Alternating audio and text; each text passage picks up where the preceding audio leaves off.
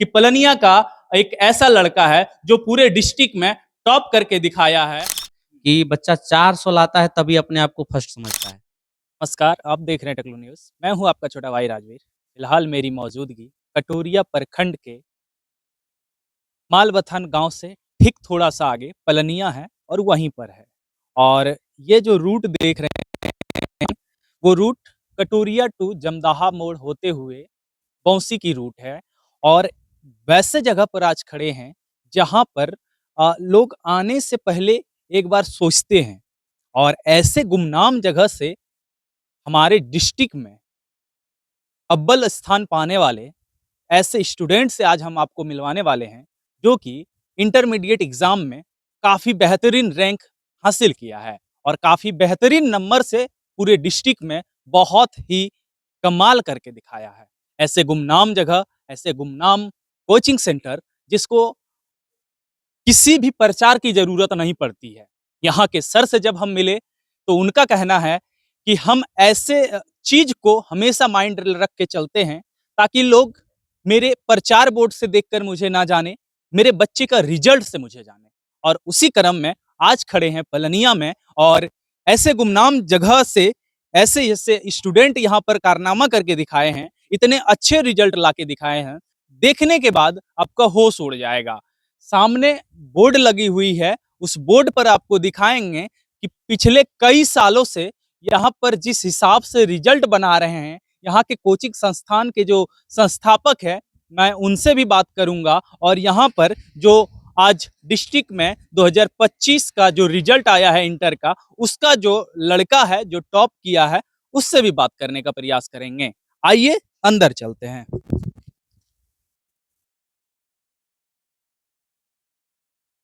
तो आप देख सकते हैं आज हम इस कोचिंग के अंदर आए हैं। सबसे पहले हम जितने भी यहाँ पर बोर्ड हैं उस बोर्ड का दर्शन आपको कराते हैं, क्योंकि सर किसी भी बोर्ड बैनर को फ्रंट में नहीं लाते हैं और ना ही दिखाते हैं। और इनका कहना है कि हम रिजल्ट पे विश्वास करते हैं, बोर्ड लगाकर प्रचार करने पर हम विश्वास नहीं करते हैं।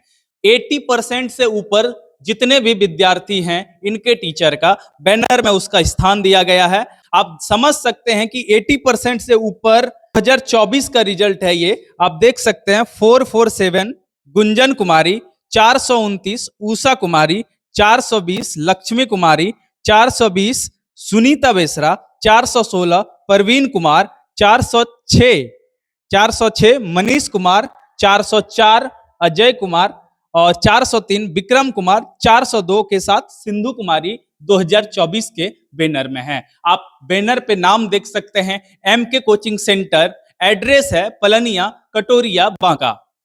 बाकी सारी चीजें जो है यहाँ के जो टीचर हैं उनसे बात करेंगे। और आज का जो सबसे मेन सेशन है, आज का जो मेन टॉपिक है, वो बांका के टॉपर के साथ हम मिलने वाले हैं। बांका में कौन सा स्थान प्राप्त किया है, कौन सा सब्जेक्ट रखा था और सर किस हिसाब से तैयारी करवाए कि आज मुझे इस जगह पर आने का सौभाग्य प्राप्त हुआ। और ऐसे गुमनाम जगह पर जहां लोग आने से एक बार नहीं 10 बार सोचते हैं कि इस जगह पर कोई कोचिंग संचालक यहाँ पर कोई कोचिंग चलाते होंगे क्या, ऐसे जगह पर से भी कोई लड़का निकल के पूरे डिस्ट्रिक्ट में अव्वल नंबर ला सकते हैं, अव्वल स्थान प्राप्त कर सकते हैं। सारी बातों का जानकारी सर से लेंगे और हमारे साथ जो स्टूडेंट है उनसे लेंगे। चलिए बात करते हैं और मिलते हैं सर। सबसे पहले सर बहुत बहुत स्वागत है आपका। आपका भी बहुत बहुत धन्यवाद और आपके दर्शकों को भी, जितने लोग देख रहे हैं उनको भी बहुत बहुत धन्यवाद। और आप यहाँ आए, मुझे बहुत अच्छा लगा। क्या नाम है सर? और सबसे पहली बात कि आपका कहीं भी, चूंकि हम लगभग 40 किलोमीटर ट्रेवल करके आए, आपका सोशल मीडिया पे थोड़ा बहुत ही देखें, कहीं हमको बैनर देखने को नहीं मिला, ऐसा क्यों? क्योंकि सर हम लोग वो बोले ना आपको कि रिजल्ट पर हम लोग विश्वास करते हैं। विद्यार्थी ही हमारे प्रचारक हैं। मतलब चाहते हैं कि ज़्यादा से ज़्यादा बच्चा रिजल्ट अच्छा करे और वही रिजल्ट करके बच्चा को जो है यहाँ पर बुलाए कि नहीं सर अच्छा पढ़ाते हैं। बाकी प्रचार प्रसार करने से कोई हमको फायदा नहीं बुझाता है। क्या नाम है सर आपका? मिथिलेश कुमार। मिथिलेश सर, आप कब से इस कोचिंग को संचालित कर रहे हैं? 2013 से। 2013 से। सर लगातार आपके जितने भी बोर्ड, अभी फिलहाल ये तो बोर्ड हमने आपसे बोलकर लगवाया, चूंकि आप बोर्ड वगैरह कुछ भी नहीं लगाते हैं, और किस हिसाब से बच्चे को पढ़ाते हैं जो ऐसे गुमनाम जगह पर, चूंकि ऐसे जगह पर लोग आने से भी सोचते हैं 10 बार। आज हम भी जब आ रहे थे, जो मेरे कैमरामैन है पीछे कैमरा पकड़ के, वो खुद बोल रहे हैं कि भैया कहाँ लेकर के जा रहे हैं। ऐसे जगह से कैसे आपको थॉट आया कि इस जगह पर भी कोचिंग होना चाहिए, यहाँ के बच्चे के अंदर भी वो क्वालिटी है कि बिहार टॉप कर सकता है? जी, सही बोले कि 2013 के पहले अगर बोले ना, तो यहाँ माहौल बिल्कुल नहीं था सर। और मतलब किसी तरह बच्चा फर्स्ट करता था ना, तो लगता था हाँ, हम कुछ प्राप्त किए हैं। अब देखिए माहौल क्या है अभी 24 में, कि बच्चा 400 लाता है तभी अपने आप को फर्स्ट समझता है। ये ऐसा माहौल यहाँ बना दिए हैं कि बच्चा 400 लाता है तब अपने आप को फर्स्ट समझता है, 300 में फर्स्ट नहीं समझता है। तो ये माहौल के कारण हुआ है, और विद्यार्थियों और यहाँ के अभिभावकों का काफ़ी सपोर्ट रहा है। मैं उनको तहे दिल से धन्यवाद करना चाहता हूँ कि उन लोगों ने जो है काफ़ी विश्वास किया कि नहीं, यहाँ एजुकेशन अच्छा मिलता है, और बच्चों ने रिज़ल्ट भी अच्छा किया है पिछले कई सालों से, और अच्छा लगता है ये सब देख कर के। और इंटर में रही बात, तो इंटर में पहले हम लोग उतना ध्यान नहीं देते थे, लेकिन कुछ लड़कियों का कहना हुआ कि सर हम लोग कहाँ जाएँगे पढ़ने के लिए, ठीक है? तो हम लोगों की उतनी स्थिति भी नहीं है, आर्थिक स्थिति उतनी अच्छी नहीं है कि हम लोग बाहर रह कर के एफर्ट करें। बाहर में एक सब्जेक्ट पढ़ने के लिए जितना मतलब पैसा लगता है, मतलब टोटल सब्जेक्ट का देखें तो कम से कम 20, 25, 30,000, मतलब 50,000 उनको उनके पास जो है पैसा होना चाहिए, तभी वो बाहर के लिए अफोर्डेबल होगा। तो और फिर बोले कि सर यहाँ भी फ़ी उतने ही रखिएगा जिससे हम लोग सक जाएँ। तो बोले ठीक है, जितना कि बाहर में सर सब्जेक्ट में पैसा देते हैं एक सब्जेक्ट में, मान लीजिए इंग्लिश पढ़ने के लिए वो 4,000 5,000 देते हैं। यहाँ हम लोग 3 साढ़े 3 में जो है पूरा कोर्स क्लियर करा देते हैं 12th का। 3.5, सिर्फ और सिर्फ 3,500? हाँ। कैसे सकते हैं सर? चूँकि देखिए रूरल एरिया है, यहाँ के सुदूरवर्ती इलाके में भी 3,500 भी एक्चुअली मायने रखता है, और जिस हिसाब से कोचिंग संचालकों का खर्च जो गिरता है, उस हिसाब से 3,500 में कैसे मेंटेनेंस करते हैं सर? वो करना पड़ता है सर, क्योंकि और ऐसा नहीं है कि एक बार ही उनको एक बार में ही माँग लेते हैं। 200-300 करके जो मंथली आता है, मंथली ही पेड करते हैं वो लोग। ऐसा कौन-कौन से क्लास को सर आप पढ़ाते हैं यहाँ? यहाँ 1 से 12 तक चलती है। बोर्ड के लिए कहें तो 10th और 12th का जो है ज़्यादा माहौल रहता है। सबसे पहले आपके पास कितने टीचर हैं? अभी हम लोग 4-5 टीचर हैं यहाँ पर, 5 टीचर। 5 टीचर हैं। सब सब्जेक्ट के अलग-अलग टीचर? सबके अलग-अलग। आप बेसिकली कौन से सब्जेक्ट को एफर्ट करते हैं या पढ़ाते हैं? मैथमेटिक्स और साइंस। मैथमेटिक और साइंस, चूँकि पूरे बिहार में मैथमेटिक और साइंस के लिए एक हमेशा क्रेज़ रहता है, और जितने भी बच्चे हैं, आज से पहले और आज भी, चूँकि हम भी बिहार से ही हैं और बिहार बोर्ड से ही हम भी एग्ज़ाम दिए हैं, जहाँ तक साइंस और मैथ को लेकर के हमेशा हर कोई बच्चा सामने रहता है कि नहीं, मुझे मैथ ज़्यादा से ज़्यादा पढ़ना है, चूँकि मैथ का ही रिज़ल्ट हमेशा खराब होता है या फिर साइंस का ही रिज़ल्ट हमेशा खराब होता है। और बाकी सर एक हमारे बिहार में संस्कृत बहुत अच्छे से, उसको किस हिसाब से पढ़ाते हैं और क्या उसका स्पेशल टीचर रखे हुए हैं आप? संस्कृत मैं ही पढ़ाता हूँ, क्योंकि मुझे बचपन से ही मेरे पिता से इतनी अच्छी संस्कृत की जानकारी मिली है जी। कि मत पूछिए। और संस्कृत को कैसे हिंदी में ट्रांसलेट किया जाता है, ये हुँ। 3 क्लास से ही हम जानते हैं। तो यानी कि शुरू से कहें तो हमारा बचपन से मजबूत सब्जेक्ट जो था, वो संस्कृत ही था। 10th आते-आते हमारा जो है मैथ और साइंस जो है, वो बाद में हो गया सही। जितने भी टीचर हैं इनके, उनसे भी मिलने का प्रयास करेंगे। चूँकि अभी हम ऑफ टाइम में आए, क्लास 9 बजे से आपकी टाइमिंग थी। 9 बजे से इनकी टाइमिंग थी, और 10 से 11 बजे तक कोचिंग जो है लगातार संचालित होती है, और उस टाइम के बाद हम पहुँचे। बेसिकली आज का जो मेन फ़ोकस है, वो ये है। क्या नाम है बाबू आपका? गिरधारी कुमार। गिरधारी बाबू, हमको ये बताइए, चूँकि गिरधारी जो है हमारे क्षेत्र के, हमारे लोकसभा के सांसद भी हैं और उसी नाम से आप भी हैं। कैसा लग रहा है और कौन-सा पोस्ट लाए आप, जो आपके विषय में पूरे डिस्ट्रिक्ट में अभी चर्चा है? कौन-सा सब्जेक्ट से आप पढ़े थे? मेरा सब्जेक्ट था आर्ट्स, स्ट्रीम आर्ट्स था, और मेरा सब्जेक्ट था history, political science, geography, Hindi, English. अच्छा, कितना नंबर लाए आप? 450 455। 455। पूरे डिस्ट्रिक्ट में कौन-सा पोज़ीशन रहा आपका? पूरे डिस्ट्रिक्ट में मेरा 3rd रैंक है। 3rd रैंक है। यानी आर्ट्स स्ट्रीम में 3rd रैंक पर पूरे डिस्ट्रिक्ट, पूरे बांका जिला में आप तीसरे नंबर पे हैं। Yes sir.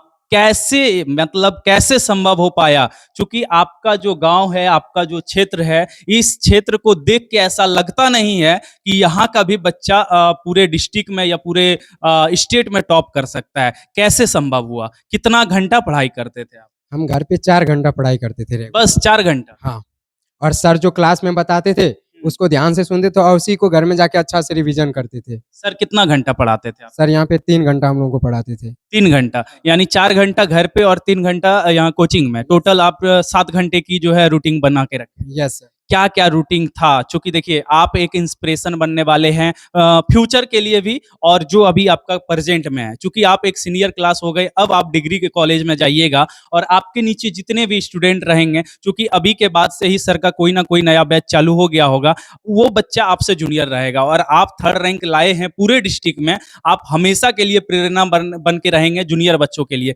किस हिसाब से आप बोलेंगे तैयारी करने के लिए जूनियर को? हम अपने से जूनियर को बोलेंगे कि सर जो पढ़ाते हैं उस पे फोकस करें और घर पे जाके अपना भी एफर्ट लगाएं। ये ना कि सिर्फ क्लास ही कर ली और छोड़ दिए, घर पे जाके मेहनत ही ना करेंगे तो फिर नहीं संभव हो सकता है। घर पे आपको मेहनत करना होगा तब जाके आप सफल हो सकते हैं। जी। क्या-क्या कठिनाई आई आपको पूरे गिरधारी बाबू जो आप पूरे सफ़र जो किए, मान के रखिए 1 से लेकर के 12 तक का जो सफ़र रहा, चूँकि आप एक गाँव से बिलॉन्ग करते हैं, किस-किस चीज़ की मेन कठिनाई हुई जिसमें कि आपको पढ़ने में बाधाएँ आती थी? मेरे पापा एक फार्मर हैं जो कि बाहर रह के काम करते हैं। तो पढ़ने में आर्थिक स्थिति भी तंगी होता था और 10th तक तो मेरा किसी तरह से हो जाता था। जब 12th में आए तो 12th में जब हम सितंबर तक पढ़ाई ठीक था मेरा और जब सितंबर आया तो मेरा बड़ा भैया डेथ कर गया। सितंबर में? हाँ, उसी से थोड़ा मतलब डिस्टर्ब हुआ मेरे पढ़ाई में। फिर हमको लगा कि नहीं, अगर अभी हार मान लेते हैं तो फिर नहीं होगा। इसलिए क्योंकि मुझे ही अपने घर की ज़िम्मेदारी उठानी है, इसलिए हमने एफर्ट लगाए और डिस्ट्रिक्ट में रैंक प्राप्त। गिरधारी के साथ ऐसी घटनाएँ मैं चाहता हूँ भविष्य में किसी भी बच्चे के साथ इस तरह की कहर टूट कर ना पड़े और चूँकि ये लड़का इतनी ज़्यादा मेहनत किया है कि आप समझ सकते हैं कि 1 से 10 तक किसी तरह घिस-तीर के लड़का पढ़ाई किया। चूँकि इनका पिता जो है फार्मर है, बाहर रह के मज़दूरी करते हैं और अपने बाल-बच्चा को पढ़ाते हैं, जिसका कि गिरधारी आप कितने भाई हैं? हम लोग 3 भाई थे, अभी 2 भाई हैं। अभी 2 भाई हैं।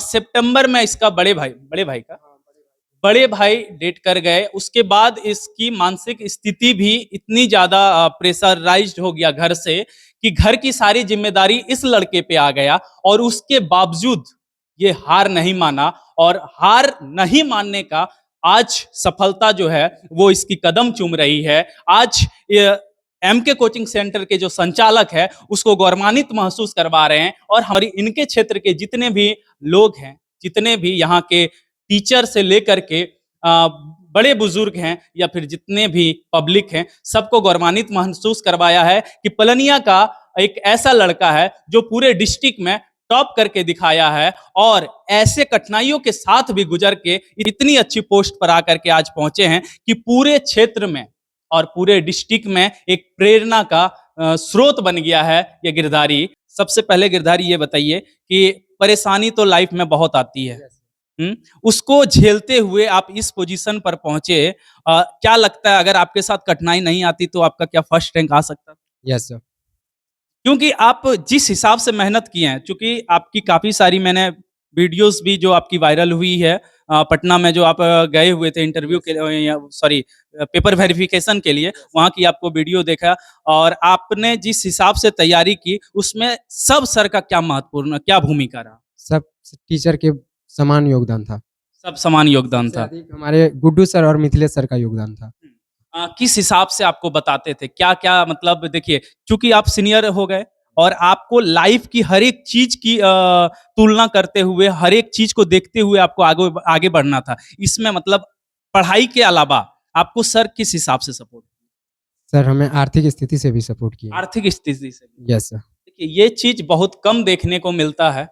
एक कोचिंग संचालक अगर अपने बच्चे को एक गुरु के हिसाब से देखे तो वो सिर्फ पढ़ाई पर फोकस करता है और एक गार्जियन के हिसाब से देखे तो आज जो इनके जबान से सुने वही चीज हमें हर जगह से सुनने को मिलता है।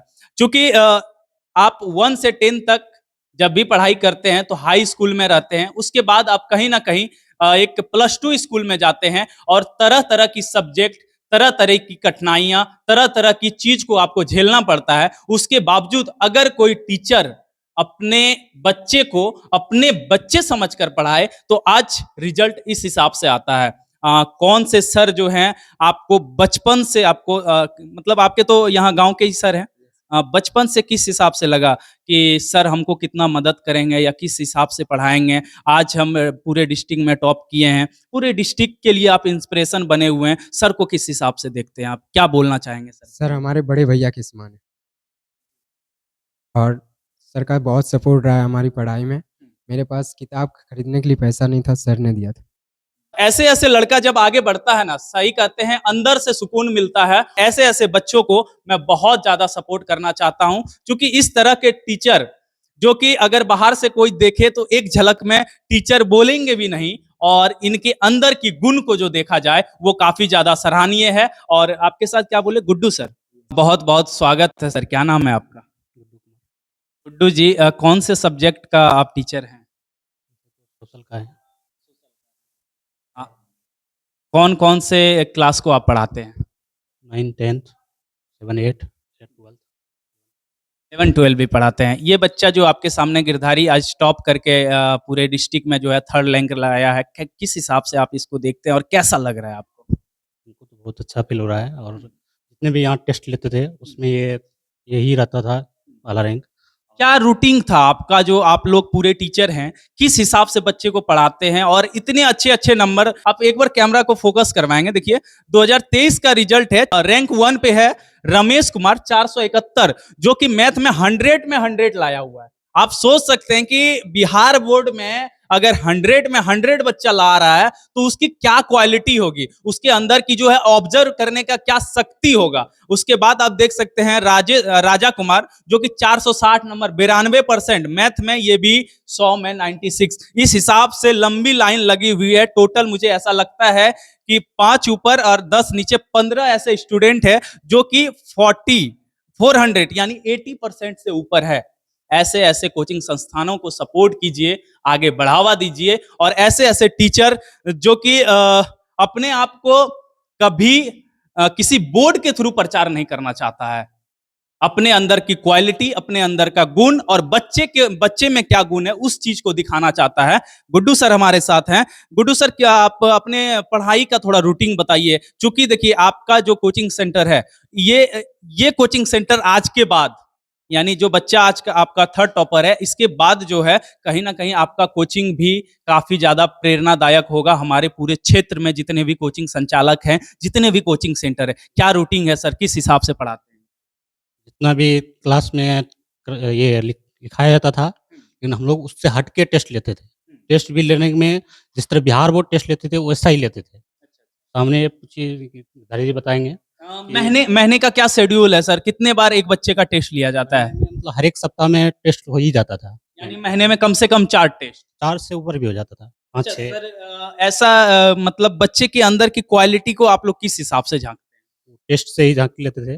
टेस्ट से हर एक महीने में, और फिर इस तरह जैसे चैप्टर 5 चैप्टर 6 चैप्टर होने के बाद पाँचों सब्जेक्ट का लेते थे। उसमें भी पता चल जाता था कि कौन सा बच्चा क्या लाने वाला है और क्या करने वाला है। जो बच्चा सर सबसे पीछे बैठता है, जो कि सबसे ज्यादा कमजोर होता है, उसको आप लोग कैसे डील करते हैं? क्योंकि सबसे ज्यादा प्रॉब्लम उस बच्चे को पढ़ाने में या उस बच्चे को समझाने में होता है। और गुरु का ये मानना है, चूंकि हम भी कहीं ना कहीं पढ़ के आए, हमारे भी गुरु बोलते हैं कि फर्स्ट जो है वो तो फर्स्ट है ही, लास्ट को फर्स्ट कैसे उठा के लाते हैं? उसको भी ये उसको भी बोलते हैं कि आप ये नहीं सोचो कि हम बहुत कमज़ोर हैं। तुम अपने आप को समझो कि हम भी कुछ कर सकते हैं। ऐसा ही उसको अफेक्ट करते हैं। टेस्ट की जो सीरीज रहती है आपकी, हर एक सब्जेक्ट की महीने में 4 बार? हाँ, हर एक सब्जेक्ट की हो जाती है महीने में 4 बार। जो भी बच्चा जैसे कि उस समय टॉप लाता है, उसको किस हिसाब से आप लोग जो है और ज्यादा इंस्पिरेशन दें? उसको भी उस तरह का प्राइज़ दिया जाता है, और प्लस उसको भी और बोलते हैं आगे और मेहनत करो, इससे भी अधिक से अधिक करो। बिल्कुल। तो इस हिसाब से चूंकि ये शेड्यूल जो मेरा पूछने का सबसे मेन मकसद है, कई ऐसे कोचिंग संस्थान है जहां पर पढ़ाई को सिर्फ पढ़ाई के रूप में देखता है। किस बच्चे के अंदर क्या गुण है, वो किस सब्जेक्ट में ज्यादा पढ़ाई करता है, रुचि रखता है, किस क्षेत्र में वो जाना चाहता है, उस हिसाब से उस बच्चे के अंदर की गुण को, उस बच्चे की क्वालिटी को देखते हुए गुरु का काम है कि बच्चे को उस फील्ड में ठेलें। गिरधारी, क्या करना चाहेंगे आप? आगे हम सिविल सर्विसेज की तैयारी करना चाहते हैं। चूंकि ये चीज मुझे बोलने में अभी थोड़ा अजीब लग रहा है कि आप कहीं न कहीं आर्थिक रूप से कमज़ोर हैं अभी, और चूँकि रिसेंटली आपके बड़े भाई जो हैं देहांत के हुआ है उनका, और पिता आपको किस हिसाब से सपोर्ट करते हैं? पिता बहुत सपोर्ट करते हैं, बोलता है जो जहाँ तक पढ़ना है तुमको पढ़ो, हम देने के लिए तैयार हैं। मम्मी क्या करती है आपकी? हाउसवाइफ है। हाउसवाइफ है। कोई ऐसा सपोर्ट जो आपको बाहर से सपोर्ट करे, पढ़ाई-लिखाई में या और कोई चीज़ में? हमारे टीचर ही हैं। टीचर ही है। टीचर के सहायता से आज आप पूरे जिले में 3rd स्थान लाए हैं। क्या बोलना चाहेंगे पूरे सर को? एक लफ्ज़ में आप बता दें। बोलते हैं ना कि माता-पिता से भी ऊँचा और भगवान से भी ऊँचा दर्जा होता है गुरु का। बिल्कुल। भगवान से भी दर्जा ऊँचा देने का सबसे बड़ा क्या रीज़न है कि एक लिमिट तक ही कोई बच्चा किसी भी माता-पिता के पास रहता है। उसके बाद की जो भी उसकी जर्नी होती है, वो गुरु का जर्नी होता है। और गिरधारी आज हमारे साथ है, और इसको बहुत-बहुत शुभकामनाएँ, और आगे चल के ये लड़का जो करना चाहे, जिस फ़ील्ड में जाना चाहे, मैं भगवान से दुआ करूँगा कि गिरधारी बहुत जल्द और बहुत अच्छे पोस्ट पर जाए। सिविल सर्विसेज़ में कौन-सा पोस्ट आपको सबसे ज़्यादा अच्छा लगता है? डिस्ट्रिक्ट मजिस्ट्रेट का। डीएम का? यस। क्या किस हिसाब से कठिनाई होती है? देखे हैं आप, किसी डीएम से मिले हैं, या फिर किसी डीएम का जो तौर-तरीका होता है, जो उसका रूल होता है, वो आप जानते हैं कुछ उसके बारे में? अभी उतना तो उसके बारे में पता नहीं है, लेकिन थोड़ा-सा जानते हैं कि डीएम का पद जो है प्रधानमंत्री से भी ऊँचा होता है। बिल्कुल, क्योंकि एक वीडियो वायरल हुई थी सोशल मीडिया पे, जहाँ पे प्रधानमंत्री श्री नरेंद्र मोदी खुद एक डीएम के सामने खड़े होकर के पत्र दे रहे थे, और वो डीएम का ये पावर था कि वो बैठकर उस चीज़ को स्वीकार रहे थे। एक लफ्ज़ों में गिरधारी ने एक बहुत बड़ी बात बोल दी है, और ये बात में कहीं न कहीं 100% सच्चाई है। डीएम बन के क्या करना चाहेंगे आप? किस हिसाब से अपन, चूँकि देखिए डीएम का पद बहुत बड़ा पद है, और इस बात को आप भी कबूल रहे हैं, पूरे जिले को चलाता है, ठीक है? किस हिसाब से आप चलाना चाहेंगे पूरे जिले को? क्योंकि मान लीजिए अभी घर का मुखिया आप हैं, घर को किस हिसाब से डील करेंगे? जिस हिसाब से पापा मेरे डील करते हैं, उसी हिसाब से डील करना है। बहुत-बहुत बधाई, क्योंकि जिस क्वेश्चन का भी हम इससे सवाल कर रहे हैं, चाहे कितना भी घुरा रहे हैं, सटीक आंसर मार रहा है, और इस चीज़ को देख कर के ऐसा लगता है कि बच्चे के अंदर क्वालिटी था, तभी आज डिस्ट्रिक्ट में 3रे स्थान पर है, और इसकी उज्ज्वल भविष्य की कामना करते हैं। तो ये जो टेस्ट मतलब हम लोग लेते हैं सब्जेक्टिव वाला टेस्ट ना, इसका कॉपी अभी नहीं मिला, लेकिन बिहार बोर्ड के जिस तरह कॉपी रहते हैं, बिहार बोर्ड का कॉपी सेम इसी तरह हम लोग भी देते हैं, और इसी तरह मतलब टेस्ट होती है, और ये इसी तरह चेकिंग होती है। उसके बाद ये रहा ओएमआर, इसमें अभी तक तो हमारा ही फोटो रहता है। देखिए सारे कोचिंग संस्थानों को मैं बताना चाहूँगा कि बच्चे ऐसे ही टॉप नहीं कर जाते हैं, उसके पीछे कड़ी मेहनत करनी पड़ती है शिक्षक को। आप देख सकते हैं कि ये बिहार बोर्ड के जैसा ही एक ओएमआर सीट है, और सप्ते में इसी को 4 बार वितरण करते हैं एक सब्जेक्ट के लिए हर एक बच्चे के पास। आप देख सक रहे हैं ये ओएमआर सीट है, और ये थ्योरी का है। अब देखिए कि किस हिसाब से बस सर जो है पूरे सीट को बनाए हुए हैं। उसके बाद इसके अंदर की जितनी भी चेकिंग है, आप देख सकते हैं एकदम प्रॉपर लग रहा है कि बिहार बोर्ड से कोई टीचर आकर के इसको चेक करके गए हैं। ऊपर में कोचिंग का जो है शॉर्ट फॉर्म में नाम लिखा हुआ है, सर का छोटा सा लोगो है, और बाकी जितने भी बच्चे का जिस हिसाब से डील करते हैं क्वेश्चन आंसर सारी है। आप इस कॉपी को देख सकते हैं, इस कॉपी की खर्च सर क्या मिनिमम गिरता होगा इस तरह का? हम लोग एग्जाम फी पता है 20 रुपया लेते हैं पर सब्जेक्ट, ज़्यादा नहीं। 20 रुपया पर सब्जेक्ट, यानी मतलब 100 रुपया में उसका एग्जाम क्लियर हो जाता है। पूरा कॉपी ओएमआर, पूरे साल की तैयारी? नहीं, पूरे साल की मतलब 20 रुपया पर सब्जेक्ट एग्जाम में लिया जाता है। अगर दोनों का होगा तब, ऐसे नहीं, पैसे ऑब्जेक्टिव का सिर्फ पैसा उतना जल्दी नहीं लगता है। तो ये कहीं ना कहीं हम आपको फर्स्ट लफ्ज में ही बोले थे कि एमके कोचिंग सेंटर आज के बाद प्रेरणादायक होगा, प्रेरित करेगा सभी कोचिंग संस्थानों को, और इस हिसाब से जो भी अगर करवाते हैं तो ये थ्योरी हो गया। हमारा देश कहीं ना कहीं पीछे होने का सबसे बड़ा रीजन है कि यहाँ मुंह वाली जवानी ज्यादा चलती है, किताब और कॉपी और पेन वाली कम चलती है। अगर इस तरह से रहा तो हर एक कोचिंग सेंटर का जितने भी बच्चे हैं वो टॉप करेंगे और अच्छे नंबर के साथ पास करेंगे। बहुत बहुत शुभकामनाएं सर आप लोगों को। सर पूरे बच्चे को एक बार प्रेरणा दीजिए कि किस हिसाब से आप बोलेंगे किसी भी युवाओं को, या फिर इससे जो भी जूनियर होगा उसको किस हिसाब से आप तैयारी करने बोलेंगे। सभी से यही रिक्वेस्ट है कि आप सबसे पहले अपने आप को कमज़ोर नहीं समझेंगे और इस तरह से तैयारी करें ताकि आप एक मिसाल बन जाएँ। आप सोचिए कि हम जो है अगर हम पढ़ते हैं, तो कुछ करने के लिए पढ़ते हैं, ठीक है? अगर कुछ करने के लिए पढ़िएगा तो मतलब उसके तहत आपको एक नई मंजिल मिल जाएगी। जैसे इस बच्चे को मिला है आज और उस मंजिल के तहत आप ऐसे स्थान पर पहुँच जाएँगे, फिर आपकी रुचि पढ़ने में इतनी अच्छी लग जाएगी, जिसकी कोई सीमा नहीं है। सभी से रिक्वेस्ट है कि आप अच्छे से पढ़ें और अपने गाँव, समाज, अपने परिवार और अपने इलाके का नाम रोशन करेंगे। हमारी तरफ से आपको शुभकामनाएँ हैं। जो भी 11th से अभी 12th में गए हैं, उनको भी और जो 9th से 10 में गए हैं, उनको भी। सर अभिभावक को क्या संदेश देना चाहेंगे? अभिभावकों को ये संदेश है कि अपने बच्चे को थोड़ा-सा गाइड करें।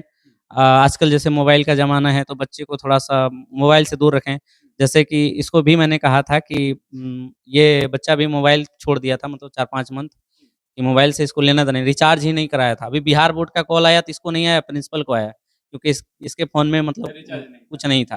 क्योंकि ये जान रहा था कि रिचार्ज करेंगे तो फ़ोन की तरफ अट्रैक्शन थोड़ा जाएगा।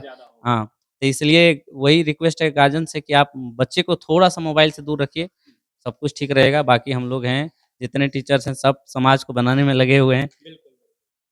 बहुत-बहुत शुक्रिया सर आप लोगों का और आपके पूरे टीम को मैं हमेशा के लिए बधाई दूँगा और इस तरह के लड़के सिर्फ़ इसी साल नहीं, मैं चाहूँगा कि हर साल यहाँ पर कोई ना कोई खड़ा हो और मुझे आने का मौका मिले। सभी टीचर को, सभी एमके कोचिंग सेंटर के पूरे टीम को और यहाँ के जितने भी बच्चे हैं, प्रेज़ेंट जो थे उनको भी, फ्यूचर जो हैं उनको भी और आने वाले पीढ़ी को भी मैं इसी तरह से कहूँगा कि गिरधारी कुमार के जैसे ही आप डिस्ट्रिक्ट में अव्वल नंबर लाइए और इस तरह से मुझे भी आने का मौका मिलेगा और पूरे क्षेत्र आपकी जो है प्रशंसा करेगी। इसी के साथ मिलते हैं दूसरे वीडियो या दूसरे लाइव में, तब तक के लिए जय हिंद, जय भारत।